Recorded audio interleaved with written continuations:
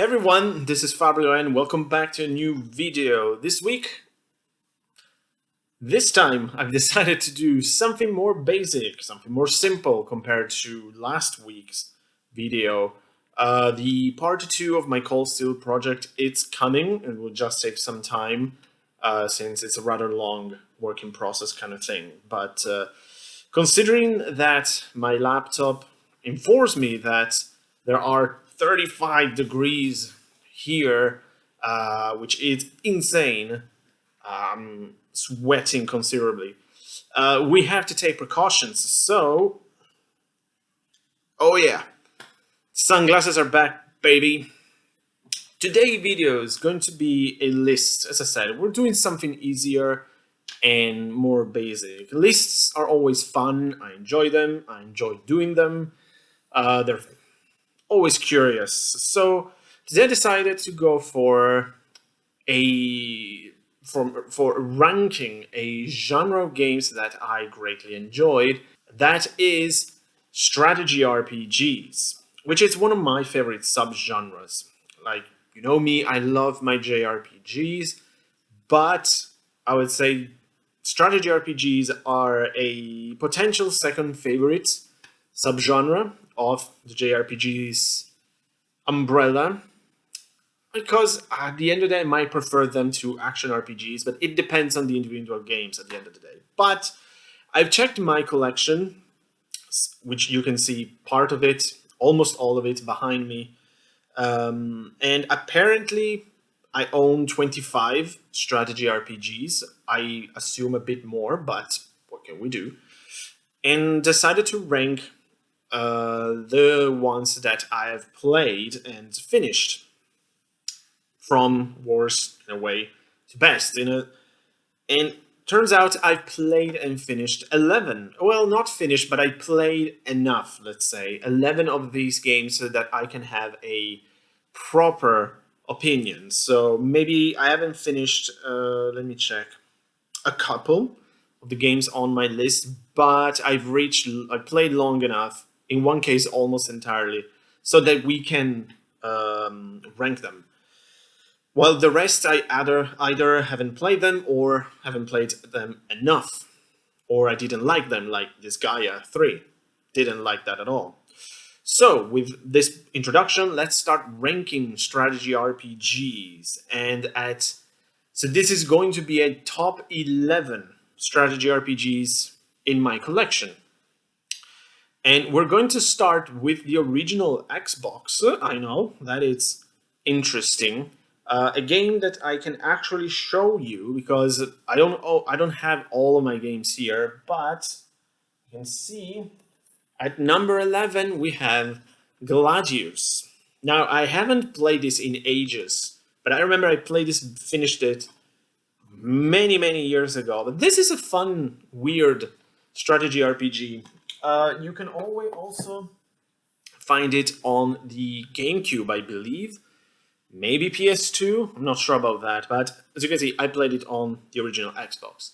And it's fun, as you expect from the title. It's primarily gladiators, arenas kind of thing in terms of strategy RPG, but there's quite a lot of customization, meaning that you can customize your team of gladiators with, say, more tanky ones, more agile ones, and stuff like that, while there is an overall story going on in this war, which is sort of like a Roman Empire versus barbarians.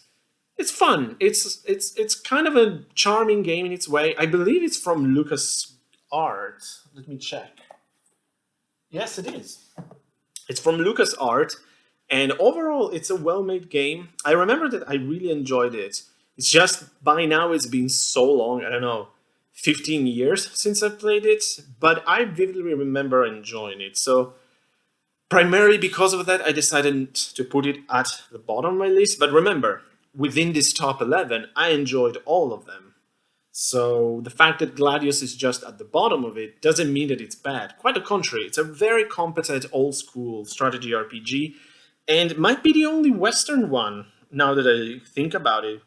Because for the most part, the typical like grid-based tactics RPG, it's more Japanese, I'd say. Like, With Western games, for the most part, they're more based on, say, XCOM or more real-time games. Not necessarily, as Gladios proved, but for the most part.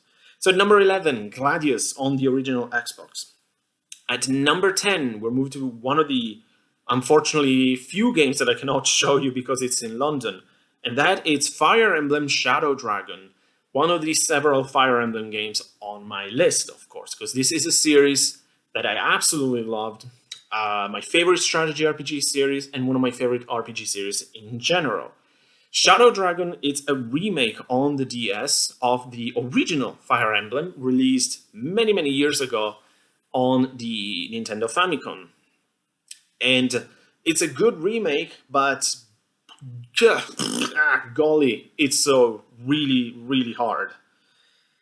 I didn't finish this game because I believe at one point I let a character die because the map was brutally difficult. And by the end, one of the characters got killed because I got tired and impatient. And obviously that character paid the price, but I would say, fuck that, I'm not doing this map again after 2 hours. And if you know me, like I remember we had one epic conversation with Leo and Senkai on this. The way I experience Fire Emblem is that every time I lose a character, I restart the map. So in Leo's argument was that it's not really how you experience permadeath. In a way, like you should carry on. And in this case, I did, and it kind of ruined the game for me. Because I think I reached a point where I really needed that character, which was a wizard. And I didn't have any other wizard, though this is what I remember, at least. It seems weird that they build the game as that if you lose a certain character, you cannot proceed and you have to restart the whole thing. But other than that, Shadow Dragon is a great game, actually. Fantastic, as I said, remake of the original Fire Emblem, so it's a classic. It has one of my favorites, if not my favorite, Fire Emblem character, which is Minerva. Absolutely love that dragon-riding girl with a huge axe. Fantastic. But really good, but really, really hard. Number 9, we're sticking with Fire Emblem, and another one that I can show you. This might surprise some people, but we're gonna go with Fire Emblem Three Houses on the Nintendo Switch. Don't let the ranking on my list fool you. This is a great game. It's just that I play games that I enjoyed more. Especially, I would say, within the Fire Emblem series. I think there are much better Fire Emblem games. But Three Houses was a lot of fun. I've played it only once, and I finished it with the Black Eagle house, which to me was kind of the best option, though I recruited several characters from the other houses, which is something you can do in the first part of the game. So my house was pretty stacked by the second part. When the game gets serious and you get into the meat and potato of the Fire Emblem game, which is the war, not just the school. But overall, it's an interesting sort of variation on the formula. I mean, I appreciate very much that Intelligent System did something slightly different, but I think the game was actually made by Koei and then published by Intelligent System, i.e. Nintendo. Because as we know, Fire Emblem is a Nintendo second party series. The characters were really good. The combat was a lot of fun. The music was amazing. Especially, I still remember like the track playing in the background during the final battle. That was unbelievably good. Which is not surprising considering that Fire Emblem always has great music. But at number 9, we're going to go with Three Houses. Maybe a bit lower for some people, but as I said, to me, there are better Fire Emblems out there. Number 8, yet again, one that I cannot show you, and that is Shin Megami Tensei Devil Survivors 2 on the DS. Unfortunately, I haven't played the first game, which few people, or quite a lot of people, I don't remember, say it actually better, in terms primarily of story. This is a game I would like to replay. Of course, I cannot, or at least I don't want to replay the 3DS version of the game because, of course, it's very expensive, or at least it used to be. Now I haven't checked. But I would be happy with the DS version. It's basically the same thing minus an additional character. The story, it's kind of your typical anime nonsense, like there is an invasion of demon, a special secret force, the dragon veins in the ground. This is the usual anime tropes, but the game is a lot of fun. The characters are really, really cool. I remember several of them. And I actually kind of enjoy the combat back then. Remember, this was the first SMT game I ever experienced, even though I knew of the series before, but never had a chance to play SMT games until there were Survivors 2, and it was quite shocking. Because of course, this is not your typical SMT game, it's a strategy RPG, which is a really cool idea. I like the variation. Now, that's why I would like to replay it, now that I appreciate the SMT formula much, much more. I didn't finish this game. I've reached the second to last battle, when you have to face the final of those 7 gigantic alien monster. So I was far into the game. But now, thinking about it, I know that I made plenty of mistakes with my demons, meaning that for the most part I kept older demons and weaker ones just because I liked them and I didn't care about the fusing. So now that I know how SMT games work, I could probably replay and enjoy the game better. But, of course, I have to give precedence to other games. But in general, I remember, like, Devil Survivor 2 has a great story, great characters, cool music, and I actually really like the idea of strategy, like tactical variation on the SMT genre. I wouldn't mind more, not necessarily Devil Survivors, but more strategy-based SMT games. We'll see what Atlus will do since they're kind of on a roll recently. Number 7, we're going to move into, can we say it's a hidden gem? Does it even work anymore as a title? But we're gonna have Bleach, the third Phantom on the DS. Probably one of the best anime-based video game I ever experienced, because it was exactly what I wanted at the right time. Back in the day, we're talking about 12 years ago or something like that, I was a huge fan of Bleach, the manga. And I always expected like shonen-based video games to be primarily just mediocre fighting games. And Bleach was no exception at the time. But all of a sudden, I saw this game in a store. Look at it, like I look at the cover, it's like, oh, it's probably going to be the usual crap fighting game, because on the cover you can see like character like fighting and something. It's like, yeah, it's going to be the usual stuff. But then I read behind it and say, wait a second, is this an RPG?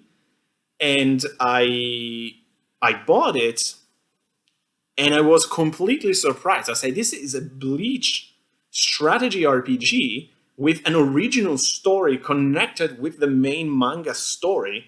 Now, this is brilliant. And the game did disappoint.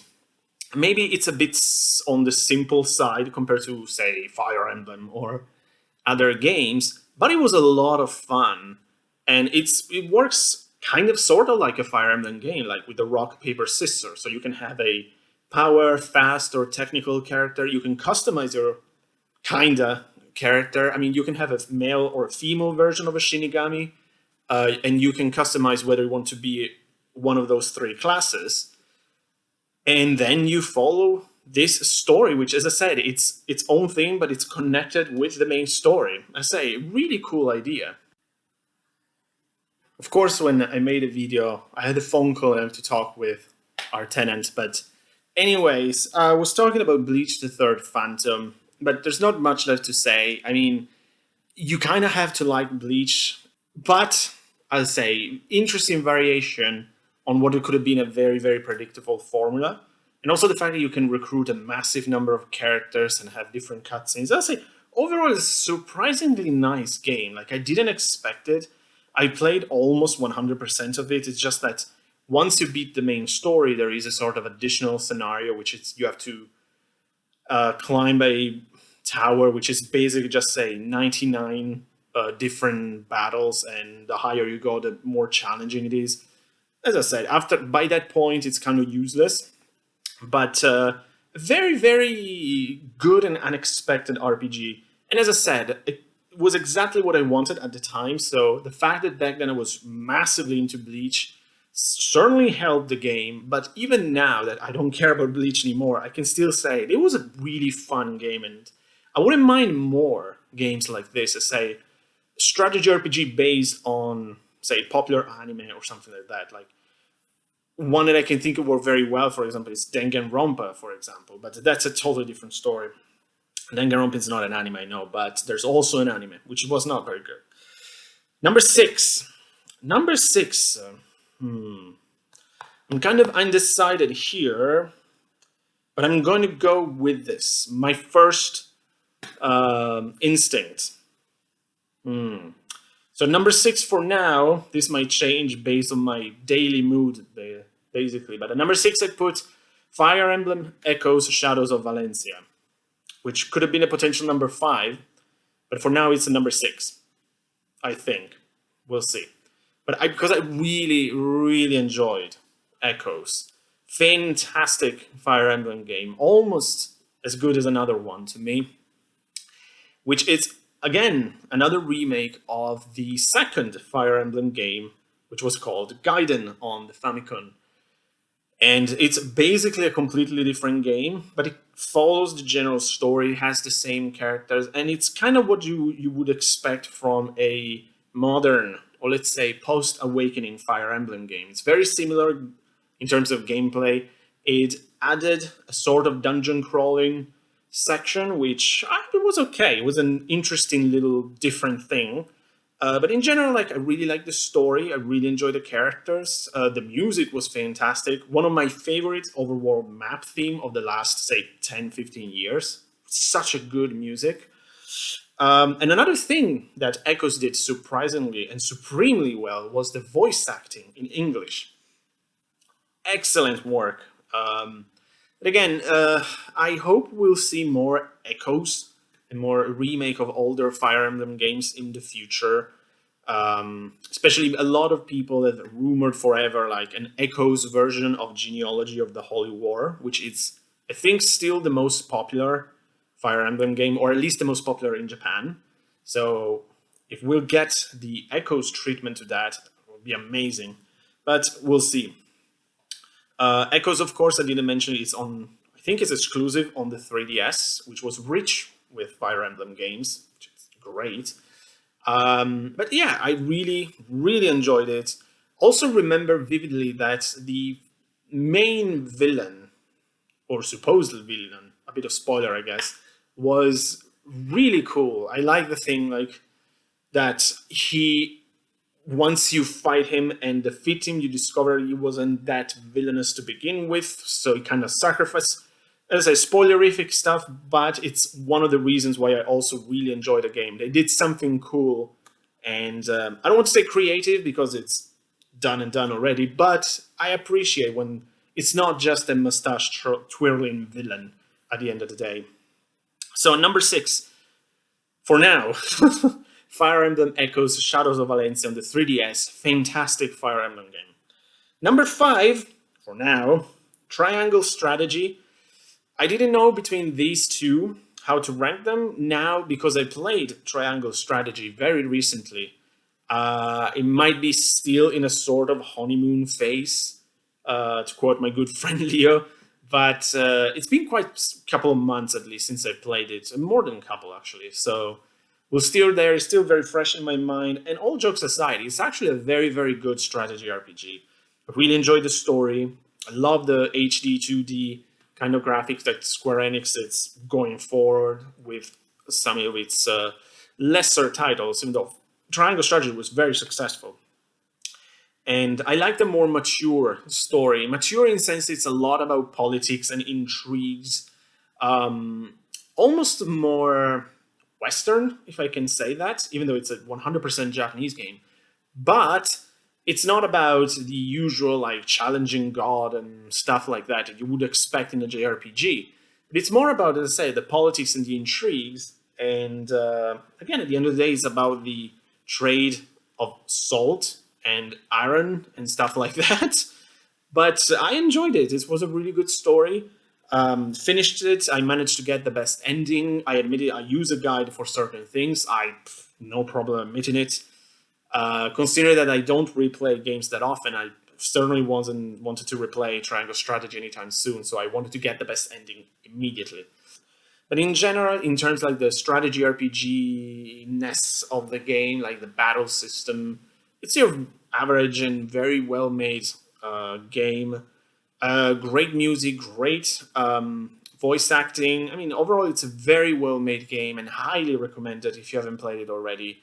I think most people who wanted to play it had played it because it was like a big sort of 16-bit esque looking Square Enix RPG. So those games, I think, got played very quickly by fans, myself included. That's the reason why I said on our Discord that I believe that the best properties by Square Enix now are outside of Final Fantasy, including like Octopath Traveler, Triangle Strategy, and like Live Alive, which I cannot wait to play it. So at number 5 for now, but I can see it being there. We have Triangle Strategy on the Switch. Number 4, this is an interesting one. Front Mission 3. Now, on the PlayStation 1. This is massively important to me because this is the first strategy RPG I ever played. This is the game that introduced me to strategy RPGs. And it was amazing. I never experienced anything like this. Like most games on the PlayStation 1. It's when I truly got into JRPGs, survival horror, strategy RPG, all my favorite games. Like, I experienced them back then. That's why the PS1 is so important to me. Front Mission 3, like, I wasn't prepared for a game like that because I was expecting your typical turn-based RPG. And all of a sudden, I was on a grid map and fighting strategic battles. And the cool thing with giant robots, Panzers, like equipped with giant machine guns, shotguns, swords, axes, and it's like, oh wow, it's like Gundam, but with including like a very mature and interesting story. The sad thing, not the cool, the sad thing is that I was never able to finish it because I don't own it on PS1. I played it on PlayStation 1 because a friend lent it to me, but I was never able to buy it. Though I purchased it on my Vita, so I eventually would like to replay it and finish it. But back then I played at least 75% of the game, so I played a lot of it. And it was a blast. As I said, loved the story, loved the combat. And now that they have announced the HD remake of the original Front Mission, which, by the way, I played on the DS, but I haven't finished it because it was brutally difficult. But I would like to try it again, though I will wait for the HD remake on the Switch, to be honest, not on the DS version. I hope it will be successful enough so that Square Enix will remake also more Front Mission games, including 3, which Front Mission 3 it's a fantastic game. And even 4, which apparently is great on the PS2, but we didn't get it in Europe, of course. So number 4, where it all started, Front Mission 3, fantastic strategy RPG. Number 3, we're moving to the PSP to, a very special game, which is right here. Finally, I can show you a game. That it's Jeanne d'Arc by level 5, I believe. Maybe. It doesn't matter, but I'm still curious now. Yeah, level 5. There you go. This is easily, to me, one of the best games on the PSP in general. And as you can see from its position on my list, one of the best strategy RPG I ever experienced. I just love the idea. You take something from history, like the whole story of Jeanne of Arc, mix it with anime, and then put it into a strategy RPG context. That is pure gold. The game is brilliant. It's straight out strategy RPG, nothing too fancy about it, though you have like special skills like super armors and stuff. The story is very cool. It follows the general story of Joan of Arc with some additions here and there. The fact you fight all of these historical characters in this sort of fantasy version of the 100 Years' War. It's fantastic. Unfortunately, I don't know why I would love again an HD remake of Joan of Arc on, say, the Switch or something. It would be amazing. But I would say a must play, not only on the PSP, but if you like strategy RPG, you have to play Jeanne d'Arc.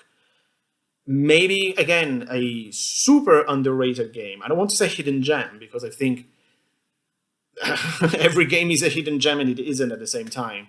But I would say massively underrated. But again, if you like strategy RPGs, this is a must because it's super good. Number 2, we're moving to the 3DS with one of the best games on its library. That is Stella Glow. A fantastic experience, I would say 360 degrees. Great story, unforgettable characters, fantastic music, simple yet engaging strategy RPG combat system, like gorgeous graphics on the 3DS. What else do you need? It's one of those total package kind of games, but it's unfortunate that it wasn't as successful as it should have been. In fact, it's the last game from its studio, Imagi Pooch, or whatever it's called. But I would say, what a way to go.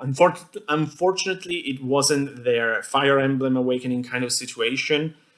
But as I say, as a way to go with a masterpiece of that level, Stella Glow, I would say it's just a great experience at the end of the day. I mean, combat-wise, it's nothing special. I mean, I'd say I play probably better strategy RPGs. But the world, the story, the characters, it's all so engaging, I would say. I love the twist, say, with the angels and music and all of that. Overall, it's a great experience and something that I feel not enough people played. And it took me a while to get into it.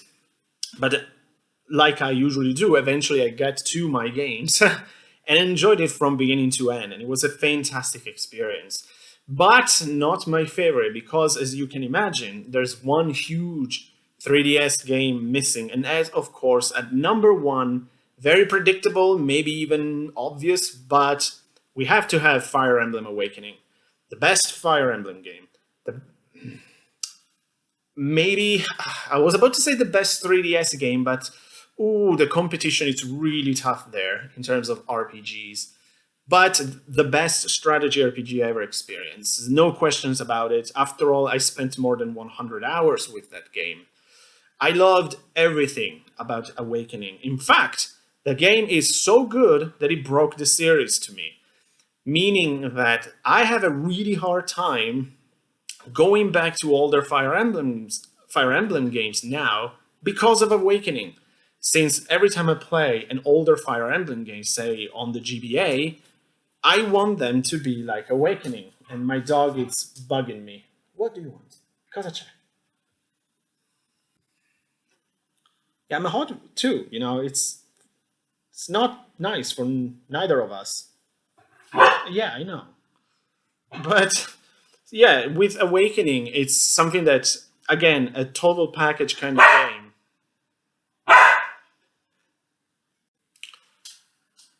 It's one of those things, like, again, a total package kind of games, since I liked everything about it. It was, to me, after all, a perfect experience. Like, I love the graphics. The game is amazing on the 3DS. The music was stellar, especially soundtracks. Like, oof, so good.